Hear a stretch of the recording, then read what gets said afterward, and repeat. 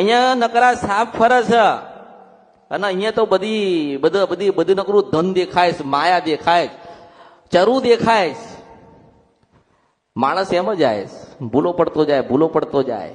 જો કદાચ એને હાલવાનું હશે ને તો રસ્તામાં જતા કે આ પડ્યું તારું છે ને તું લઈ લે.